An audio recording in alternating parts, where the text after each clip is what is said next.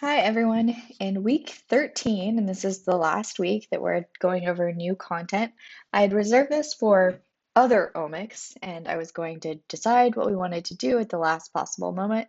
And what I've decided is to go over metagenomics because, as I mentioned in a couple of lectures, I feel like we've totally left bacteria out of this class, more so than I'm really comfortable with.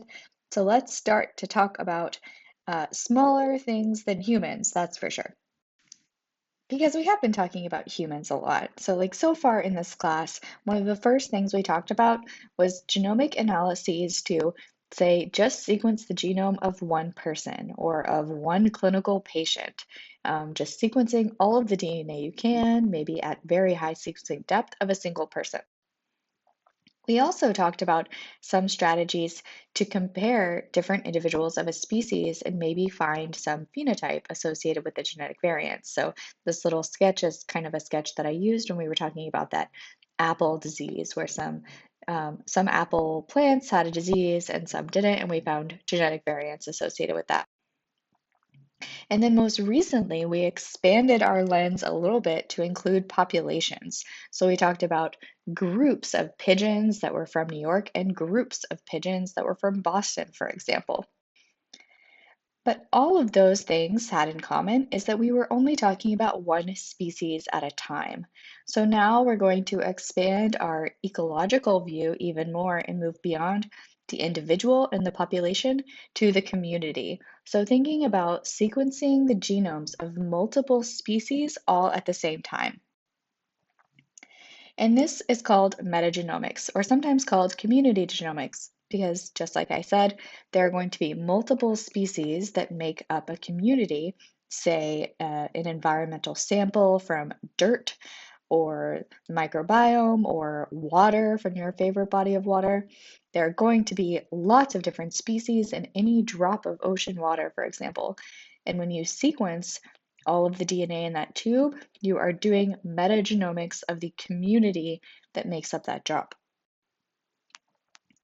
So the steps to metagenomics are very familiar to you so far, right? So the only difference is that you're starting with a mixed community instead of, say, blood cells from a single individual or a couple of feathers from different pigeons.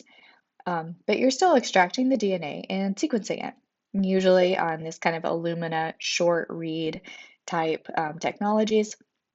And here, you're usually not concerned so much with getting high depth of coverage for your reads, but you're wanting to get lots and lots of non-redundant reads. That is, as much diversity as possible, which I've kind of represented here as different colors of sequence that might have originated from these four different doodled organisms that I drew. So I'm going to go over two questions that you could address with a metagenomics study. The first is just what species are present? Because again, you saw that doodle because I doodled it, but in reality, with your drop of water or your tiny soil sample, you aren't seeing what's there necessarily. You could look under a microscope, and people do that sometimes. It helps. But if you're wanting to see what you might not even be able to see with a microscope, then you can take a genomics approach.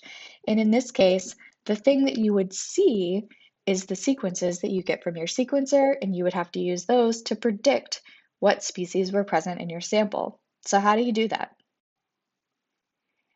One method is to use a reference-based method. So here you would match those sequences to known sequences in databases that you find on the internet. And they would say that this gene sequence belongs to this species and this gene sequence belongs to that species. And you would do this through programmatically through something like BLAST that's finding similarity to known sequences in your unknown sample. There are also methods that are reference independent. This means that these species don't necessarily have to have a reference genome.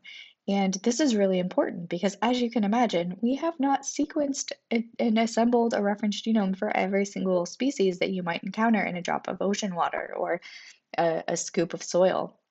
So the way these work is programmatically. So you form bins or operational taxonomic units, OTUs, based on different patterns that you see in the sequence.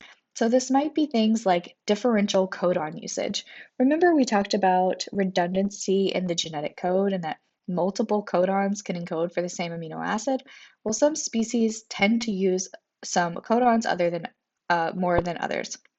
So there are slight differences there that you could use to programmatically tease apart what might be different species, and you can't see the air quotes I'm using around the word species, but since you don't know for sure that they're different species, that's why we call them OTUs instead, because we're binning them into an operational group that we can kind of think of in our minds as a species.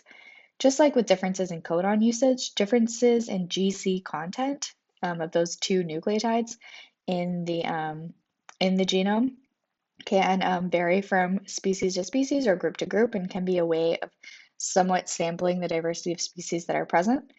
There are also methods that use a marker gene approach.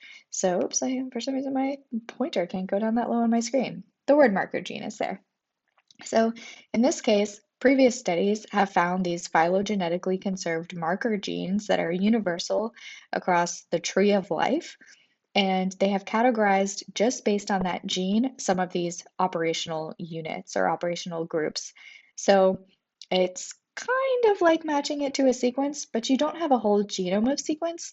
You just have this known group where someone has identified this one gene. So based on that, we can go using either a reference genome or some just kind of good guesses at what might be a different species. We can start to see the diversity of species represented in the sample, and this can be quantitative as well, based on the relative abundance of those sequences. The second question you can ask is what genes are present in the sample? Because again, you have genomic data here. So for example, is this squiggly a yellow line that I've drawn? Is that perhaps an antibiotic resistance gene, or is this one a virulence factor? These are two types of genes that people are really interested in monitoring in environmental samples, if you can imagine why. So how can we detect if those genes are present in our samples? Again, there are two ways, and the first is reference-based. Again, there are a growing body of databases of known sequences that we have grown these species in culture, we know what they are, we have characterized the genes, we know their sequences, and we use a program like BLAST to match our sequences to those and say with some percent certainty that the gene that we found is an antibiotic resistance gene. The other way is ab initio, or from the beginning, which means that you don't have a reference to go to, you're working from the beginning, from the start, but you can define parameters based on real genes. We know things, and we've gone over a lot of them in this class, about kind of features of genes. We know that there are splice sites, and we can model how some of them look. We also have some background information about what some kind of typical intron and exon lengths are, and about requirements of reading frames, that there's a start codon, a stop codon, and then some length, like I said, some length of the exon. Now I've kind of transitioned back to talking about eukaryotes, as you can tell by the language that I'm using about predicting these genes.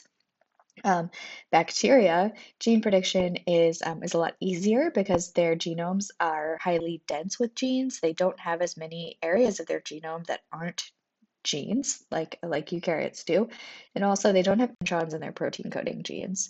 So it's easier to predict where the genes are in a bacterial genome, but then you will need to do some sort of combination of these two approaches or some follow-up functional studies in order to be able to say, but what does that gene do?